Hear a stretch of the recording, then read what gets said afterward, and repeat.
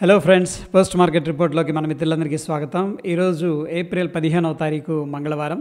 Sensex expiry ఉంది. ఈరోజు సెన్సెక్స్ 2% పైన పాజిటివ్గా అయితే క్లోజ్ అయింది. అయితే కొన్ని ఇంపార్టెంట్ అప్డేట్స్ అయితే ఉన్నాయి ఫ్రెండ్స్. ఇక్కడ మనం చూసుకున్నట్లయితే కన్స్ట్రక్షన్, ఆటోమొబైల్ అనేది ఈరోజు సిగ్నిఫికెంట్గా గెయిన్లోకి వెళ్ళిపోయినాయి. కన్జ్యూమర్ గూడ్స్లో ఆయిల్ అండ్ గ్యాస్, పిఎస్యూ బ్యాంక్లో కొద్దిగా స్టిల్ ఏంటంటే ప్రాఫిట్ బుకింగ్ అయితే జరుగుతూ ఉన్నట్టు తెలుస్తుంది. ఎనీహౌ 100% ఇండిసెస్ పాజిటివ్గా అయితే క్లోజ్ అయినాయి. మార్కెట్స్ నిశ్చితంగా పరిశీలించినట్టయితే ఈ యొక్క నిఫ్టీ కానీ, బ్యాంక్ నిఫ్టీ కానీ ఇవన్నీ కూడా గ్రీన్లో క్లోజ్ అవడానికి మెయిన్ రీజన్ ఇక్కడ మనకైతే క్లియర్గా కనిపిస్తుంది. Trump's tariff exemption offer temporary relief అని చెప్పేసి చెప్పుకోవచ్చు. ఒకానొక టైంలో చైనీస్ కంపెనీ మీద 125% టారిఫ్ విధిస్తామని చెప్పేసి థ్రెట్ చేశారు, వార్నింగ్ ఇచ్చారు. బట్ ఈసారి ఏం చేశారంటే smart phones, laptops, personal computers ఏవైతే ఉన్నాయో ఎక్కువగా యూస్ ఏం చేస్తుంటే చైనా నుంచి ఇంపోర్ట్ చేసుకుంటుంది. ఈవెన్ ఈ యొక్క ఐఫోన్ కూడా చైనాలోనే మ్యానుఫ్యాక్చరింగ్ జరుగుతుంది. బట్ ఈ మధ్యకాలంలో ఇండియాకి చాలా వాటికి షిఫ్టింగ్ అనేది జరిగింది. సో వాళ్ళకి అక్కడ అవసరం ఉంది కాబట్టి ఏం చేశారంటే దాన్ని తగ్గించి 10%కి తీసుకురావడం అనేది జరిగింది.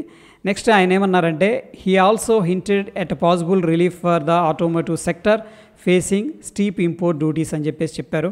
సో ఆటోమోటివ్ సెక్టర్ మీద కూడా కొంత ఏంటంటే టారిఫ్ రిలీఫ్ అనేది ఇస్తాను, ఎందుకంటే అవి సిగ్నిఫికెంట్గా ఇంపోర్ట్ డ్యూటీస్ అనేది కలిగి ఉంది అని చెప్పేసి పాజిటివ్ కామెంటరీ ఇవ్వడం వన్ ఆఫ్ ద రీజన్ అని చెప్పేసి చెప్పుకోవచ్చు. నెక్స్ట్ వచ్చేసరికి గ్లోబల్గా కూడా మొత్తం మనం చూసుకున్నట్టయితే పాజిటివ్ గ్లోబల్ క్యూస్ అనేది కనిపించినాయి. అండ్ రూపీ కూడా స్ట్రాంగ్గా అవుతూ వచ్చింది. నెక్స్ట్ విక్స్ ఏదైతే ఉందో కూల్ ఆఫ్ అయిపోయింది. సో జనరల్గా విక్స్ కూల్ ఆఫ్ అవుతుందంటే ఇన్వెస్టర్స్, షార్ట్ టర్మ్ ట్రేడర్స్ యొక్క సెంటిమెంట్ బుల్లిష్గా ఉంటుంది. విక్స్ రైజ్ అవుతుందంటే మార్కెట్ వోల్టాలిటీ ఉంటుంది. అట్ ద సేమ్ టైం మార్కెట్లో కొంత బేరిష్ సెంటిమెంట్ ఉండటానికైతే ఆస్కారం ఉందని చెప్పేసి చెప్పుకోవచ్చు. నెక్స్ట్ వచ్చేసరికి హెవీ వెయిట్స్ కూడా లీడ్ చేయడం అనేది వన్ ఆఫ్ ద రీజన్. ఎందుకంటే ఫ్రెండ్స్ ఇండెక్స్ రైజ్ అవుతుందంటే అందులో చిన్న కంపెనీలు ఉంటాయి, లైట్ వెయిటేజ్ ఉన్న కంపెనీలు, హెవీ వెయిటేజ్ ఉన్న కంపెనీలు ఉంటాయి. హెవీ వెయిటేజ్ ఉన్న కంపెనీలు కానీ ర్యాలీ చేసినాయి అనుకోండి, ఇండెక్స్ చాలా బాగా పర్ఫామ్ చేస్తుంది. అయితే ఈ మధ్యకాలంలో రిలయన్స్ కానీ, హెచ్డిఎఫ్సి బ్యాంక్ కానీ, ఐసిఐసిఐ బ్యాంకు ఇవన్నీ కూడా సిగ్నిఫికెంట్గా ఏంటంటే ర్యాలీ చేస్తూ వస్తూ ఉన్నాయి. మార్కెట్స్ ఏంటంటే వాటి వల్ల, ఎందుకంటే హెవీ వెయిట్ ఉంది, అది కొంచెం మూవ్ అయినా సరే మన ఇండెక్స్ అనేది సిగ్నిఫికెంట్గా మూవ్ అవడం అనేది జరుగుతుంది. సో ఇవి మనందరికీ తెలిసిన ఫ్యాక్టర్సే. సో ఈ మధ్యకాలంలో ఏంటంటే కన్జంప్షన్కి సంబంధించిన స్టాక్స్లో కొంత మొమెంటం అనేది కనిపిస్తూ వస్తూ ఉంది. ఎందుకంటే ఈ యొక్క ట్యాక్స్ రిలీఫ్ ఎప్పుడైతే ఇచ్చారో అప్పటి నుంచి కూడా కన్జంప్షన్ థీమ్ అనేది స్ట్రాంగ్గా ఉంది. అయితే మోతీలాల్ ఒస్వాల్ వాళ్ళు కన్జంప్షన్ ప్లేలో బెస్ట్ స్టాకు ఇండిగో అని చెప్పేసి చెప్తూ ఉన్నారు. దానికి గల కారణం ఏంటి అంటే బేసికల్గా క్రూడ్ ఆయిల్ ప్రైసెస్ అనేది చాలా తగ్గిపోయాయి. బేసికల్గా ఏవియేషన్ సెక్టార్కి సంబంధించిన స్టాక్స్లో ఎక్కువగా వాళ్ళు ఎక్కువగా ఖర్చు పెడతారంటే ఈ పెట్రోలు, ఇంధనం అనమాట. సో క్రూడ్ ఆయిల్ ప్రైసెస్ కానీ, పెట్రోల్, డీజిల్ ప్రైసెస్ కానీ తగ్గాయనుకోండి, డెఫినెట్గా వాళ్ళ యొక్క ప్రాఫిట్స్ అండ్ వాళ్ళ ప్రాఫిట్ మార్జిన్స్ పెరిగే అవకాశం ఉంది. ఆ యొక్క ఉద్దేశంతో మోతీలాల్ వాళ్ళు దీనికి బై రేటింగ్ అనేది ఇచ్చారు. అంటే ఒకవేళ మీ దగ్గర లేకపోతే బై చేసుకోవచ్చు అన్న ఉద్దేశం దీంతో సింపుల్గా. అయితే దీని యొక్క టార్గెట్ని 6550గా నిర్ణయించడం అనేది జరిగింది. సో ఒక రేటింగ్ సంస్థ, ఒక బ్రోకరేజ్ సంస్థ పాజిటివ్ రేటింగ్ ఇచ్చిందంటే ఇన్వెస్టర్స్కి ఏంటంటే కొంత కాన్ఫిడెన్స్ అనేది బిల్డప్ అయ్యి ఆ స్టాక్లో బయింగ్ చేస్తారు. చాలామంది బై చేశారనుకోండి, ఆటోమేటిక్గా డిమాండ్ క్రియేట్ అవుతుంది. దానివల్ల స్టాక్ ప్రైస్ అనేది పెరగడానికి ఆస్కారం ఉంటుంది. ఇండియా యొక్క కార్స్ సేల్స్ ఏవైతే ఉన్నాయో అవి రికార్డ్ హైలో ఉన్నాయి. బట్ గ్రోత్ అయితే 4 years లోలో ట్రేడ్ అవుతుంది. ప్రాబ్లం ఏంటంటే కొద్దిగా ఈ యొక్క రేట్లు ఇవి తగ్గించడం, డిస్కౌంట్స్ ఇవ్వడం ఇలా అనమాట. బట్ సేల్స్ అయితే మాత్రం తగ్గట్లేదని చెప్పేసి మనం అర్థం చేసుకోవచ్చు. ఏంకే అనే రేటింగ్ ఏజెన్సీ ఏం చేసిందంటే ఈ టాటా మోటార్స్ దాని మీద బై అనే రేటింగ్ ఇవ్వడం జరిగింది. అంటే పాజిటివ్గా ఉందన్నమాట. సో టార్గెట్ వచ్చేసరికి ప్రీవియస్గా కొంచెం ఎక్కువగా ఉంది, ఈసారి 800కి తీసుకొచ్చింది, అంటే ట్రిమ్ చేసింది. But still Tata Motors JLR's valuations ఏవైతే ఉన్నాయో అవి హిస్టారికల్ లోకి వెళ్ళినాయని చెప్పేసి చెప్తూ ఉన్నారు. ఐ థింక్ ఓవర్సోల్డ్ లెవెల్లో ఉందని చెప్పేసి నాకు అనిపిస్తుంది టాటా మోటార్స్. ఈరోజు అయితే పాజిటివ్గా అంటే షార్ట్ కవరింగ్ ర్యాలీ అనేది టాటా మోటార్స్లో క్లియర్గా కనిపించింది. అండ్ ఆఫ్ కోర్స్ ఏంటంటే ట్రంప్ గారి యొక్క కామెంటరీ కూడా ఆటో సెక్టార్ కానీ, ఆటో యాన్సిలరీస్ అంటే పార్ట్స్ తయారు చేసే కంపెనీలు, టైరు, ఓకే, అటువంటి స్టాక్స్ కూడా ఈరోజు సిగ్నిఫికెంట్గా రైజ్ అవ్వడం అనేది జరిగింది. GM బ్రేవరీస్ ఈ కంపెనీ Q4 నెట్ ప్రాఫిట్ వచ్చేసరికి 30% దాకా తగ్గిపోయింది. ఈరోజు కొంచెం 1% 1% నెగిటివ్గా కూడా ట్రేడ్ అయింది. ఎనీహౌ వీళ్ళైతే 7.5 రూపీస్ పర్ షేరు డివిడెండ్ అనేది కూడా డిక్లేర్ చేశారు. ట్రాన్స్ రైల్ లైటింగ్ షేర్స్ వచ్చేసరికి ఈరోజు సిగ్నిఫికెంట్గా రైజ్ అవ్వడం అనేది జరిగింది. ఈ కంటిన్యూస్గా ప్రీవియస్గా కూడా కొంచెం పాజిటివ్ మొమెంటంలో ఉన్నాయి. వీళ్ళకి 1085 crores రూపీస్ వస్తున్న ఆర్డర్ అనేది రావడం జరిగింది. స్పెషల్ ఇన్వెస్టిగేషన్ టీము ఆంధ్రప్రదేశ్లో ఏంటంటే ఈ యొక్క LED బ్లెండర్స్ అనే స్టాక్ యొక్క అకౌంట్స్ ఉంటాయి కదా, బ్యాంక్ అకౌంట్స్ ఫ్రీజ్ చేయమని చెప్పేసి ఆర్డర్స్ ఇవ్వడం జరిగింది. అయితే ఇది గత కొన్ని రోజుల నుంచి కూడా కొద్దిగా నెగిటివ్గా ట్రేడ్ అవుతుంది. అయితే ఆంధ్రప్రదేశ్లో పాత గవర్నమెంట్ కొన్ని బ్రాండ్స్ని మాత్రమే ఎలో చేసింది.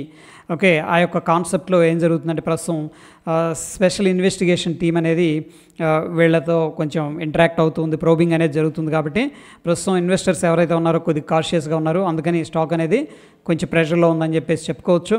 ఇక ఎర్నింగ్స్ సీజన్ అనేది స్టార్ట్ అయిపోయింది.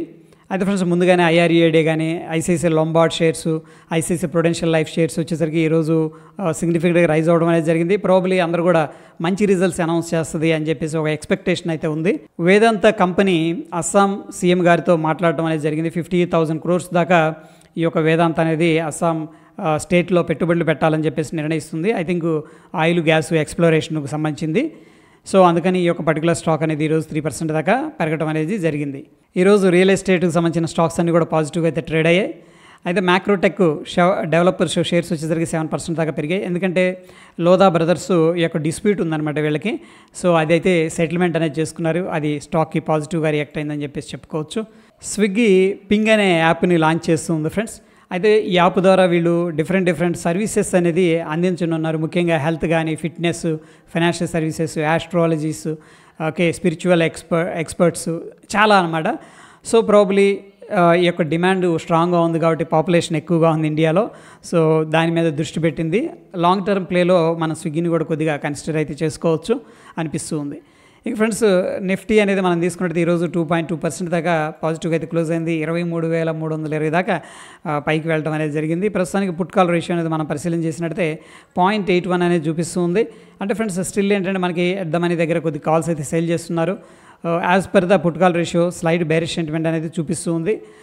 ఇక బ్యాంక్ నిఫ్టీ విషయానికి వచ్చేసరికి పుట్ కాల్ రేషియో అనేది మనం తీసుకున్నట్టయితే 1.02 చూపిస్తుంది. అంటే బ్యాంకులో బులిష్గా కనిపిస్తుంది. ఎనీహౌ ఫ్రెండ్స్ ఇక్కడ బ్యాంకులో ఓటీఎం మాత్రమే సెల్ చేసినట్టు తెలుస్తుంది. ఎట్ ద మనీ దగ్గర కొద్దిగా బులిష్ సెంటిమెంట్ అనేది గ్రాఫికల్గా అయితే విజిబుల్ అవుతుంది మనకి. ఇక సెన్సెక్స్ విషయానికి వచ్చేసరికి పుట్ కాల్ రేషియో అనేది 1.25 అనేది కనిపిస్తుంది. ఒకటి కంటే ఎక్కువగా ఉంది కాబట్టి డెఫినెట్గా మార్కెట్ యొక్క సెంటిమెంట్ బులిష్గా ఉందని చెప్పేసి. ఇండియా విక్స్ అనేది మనం పరిశీలన చేసినట్టయితే ఈరోజు ఏకంగా 19.8% డ్రాప్ అయింది. అంటే దగ్గర 20% ఇన్ సింగిల్ డే పడిపోయిందంటే ఇండియన్ మార్కెట్స్ స్టేబుల్గా ఉన్నాయని చెప్పేసి చెప్పుకోవచ్చు. సో ఇదే మనకి బుల్లిష్ సెంటిమెంట్ని కూడా రిప్రజెంట్ చేస్తుంది. ఇక Dow Jones industrial average futures అనేది మనం తీసుకున్నట్లయితే స్ట్రాంగ్గా బులిష్ క్యాండిల్, దాని తర్వాత కొద్దిగా ఇన్సైడ్ క్యాండిల్ యాక్టివిటీ అయితే కనిపిస్తుంది. ప్రస్తుతం మనం చూస్తున్న సమయానికి అయితే ఫ్లాట్గా ఉందని చెప్పేసి చెప్పుకోవచ్చు. ఇక డాలర్ ఇండెక్స్ అయితే ప్రస్తుతానికి వీక్గా ట్రేడ్ అవుతుంది.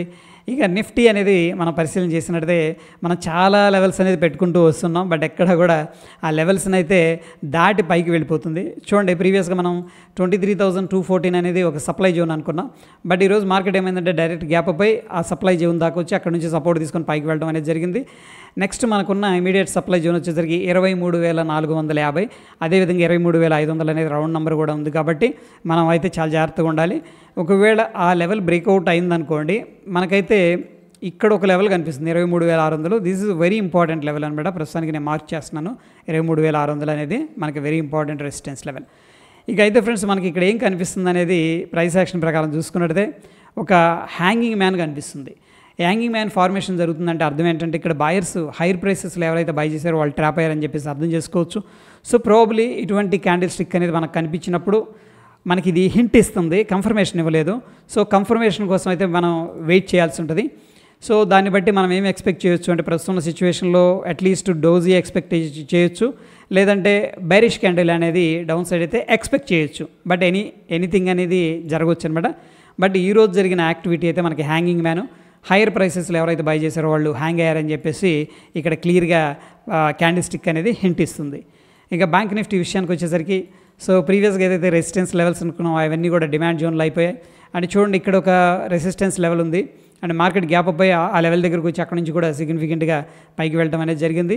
ఎనీహౌ ఫ్రెండ్స్ మనకి ఒకవేళ బ్యాంక్ నిఫ్టీ కొద్దిగా బుల్లిష్గా ఉంది కాబట్టి వెళ్ళటం అనేది జరిగిందంటే అప్ సైడ్ 53,177 అనేది ఒక ఇంపార్టెంట్ రెసిస్టెన్స్ లెవెల్ అయితే కనిపిస్తూ ఉంది. ఇక సెన్సెక్స్ కూడా సేమ్ సిచ్యువేషన్, గ్యాప్స్తో పైకి వెళుతూ ఉంది. ప్రస్తుతానికి మనకి ఏంటంటే 73,000 ఓకే 200, 300 లెవెల్ అనేది మనకైతే ఒక ఇంపార్టెంట్ రెసిస్టెన్స్ లాగా అయితే కనిపిస్తుంది. So based on the open interest అయితే బ్యాంక్ నిఫ్టీ కానీ సెన్సెక్స్ కానీ బుల్లిష్గా కనిపిస్తున్నాయి. నిఫ్టీ కొద్దిగా వీక్గా ఉంది అండ్ ప్రైస్ యాక్షన్ అయితే మాత్రం నిఫ్టీలో ఒక హ్యాంగింగ్ మ్యాన్ ఫార్మేషన్ అనేది జరిగింది. So based on this context ఏంటంటే రేపటి రోజున మనం సైడ్ వేస్ ఎక్స్పెక్ట్ చేయొచ్చు, లేదంటే మ్యాక్స్ ఏంటంటే మార్కెట్లో కొంత ప్రాఫిట్ బుకింగ్ చేసుకుందాం, ఎందుకంటే ఇప్పుడు సిగ్నిఫికెంట్గా ర్యాలీ అయింది కాబట్టి వన్ వేలో అలా ఏదన్నా థాట్ ప్రాసెస్ అనేది ఎనేబుల్ అయితే మార్కెట్ అంటే కొద్దిగా పుల్ బ్యాక్ రావడానికి అయితే ఆస్కారం ఉంది. సో ఇది ఫ్రెండ్స్ పోస్ట్ మార్కెట్కి సంబంధించిన అప్డేట్స్. మరొక ఇంట్రెస్టింగ్ ఎపిసోడ్ మళ్ళీ కలుసుకుందాం. వీడియో నచ్చిందంటే తప్పకుండా లైక్ చేసి మీ యొక్క సపోర్ట్ అనేది తెలియజేయండి. ధన్యవాదాలు.